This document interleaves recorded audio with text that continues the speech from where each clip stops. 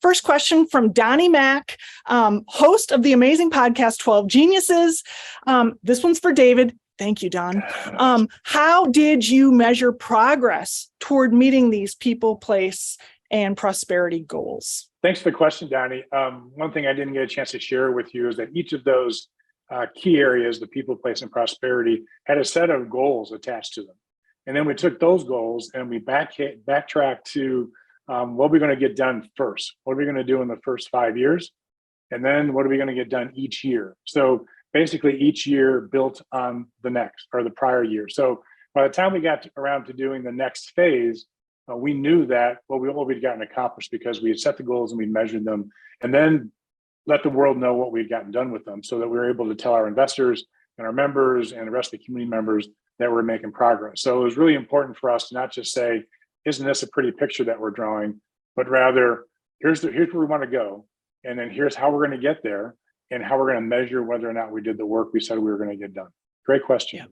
Yeah, great question, Don. So the general question is the time from visioning to foresight to strategic doing planning. So timeline. David, do you want to share a little bit about the timeline you saw? So thanks, Rebecca. So in our situation, we had an additional part of the contract with Rebecca where she would become the Greater Omaha Chamber's futurist in residence for the entire year.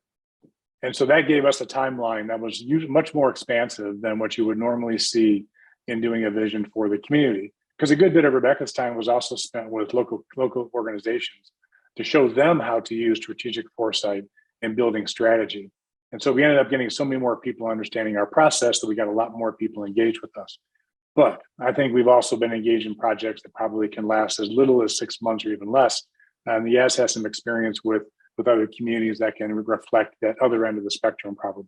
So question is, expansive questions looking way off into the future can feel really overwhelming for people who are staring at the sidewalk with their long to-do lists. So how do you prepare your partners or organizations for lifting their eyes up into the future without feeling overwhelmed by what might come out of it? David, Yaz, other ideas to Ben's question of the mile-long list? You know, it seems to me that one of the things we put in place too was some easy ways to engage without physically showing up. So before all this remote capability came around, we use survey instruments, we use Delphi panels, we use a lot of different ways that people can say, okay, I've got a smidgen of time. I can take 10 minutes out of it and fill out the survey and know that I've at least contributed to the cause. Now, that doesn't get you all the robust conversation and give and take that you get in a person-to-person meeting, but at least it expands the base of people you're hearing from. Folks who aren't comfortable coming to a public meeting, they may be much more comfortable responding to a relatively confidential survey where they at least know that they will be counted. And for someone putting out a vision process, that means, oh, good, more people are engaged. I can get up in the hundreds and maybe even more than 1,000.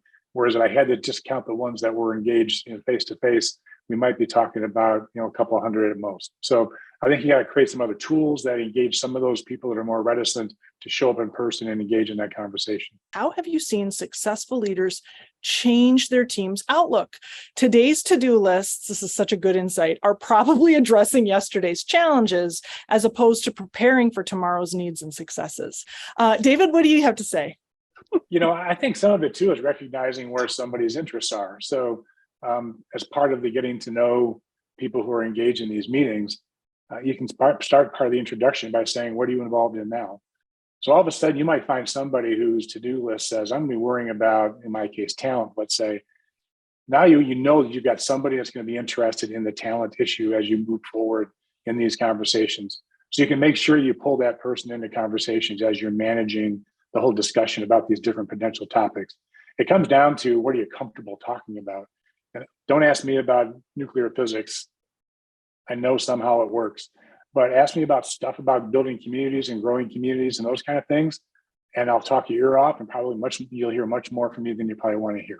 What is your answer to why foresight? Like, why? You're giving your lives to this work. David, let's start with you and then we'll come to Yaz. That intuition thing I talked about in my remarks, I always had this feeling that I was missing something, that I wasn't really taking the project any further than what my current capabilities or my community's current interests were. But there was always something bigger out there.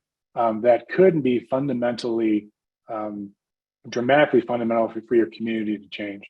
And so strategic foresight to me gave me a tool that could say, I could safely look into the future in a process that's been looked at and researched, and know that it might take me places that I would never have gone otherwise. And I'll tell you, the Omaha 2040 vision, if you told me we were going to end up doing what we did, I'd be surprised if it didn't end up on the editing room floor. Instead, we built a huge amount of momentum around people wanting to see that kind of Omaha in the future. So for me, it's about what can we be rather than maybe what we are.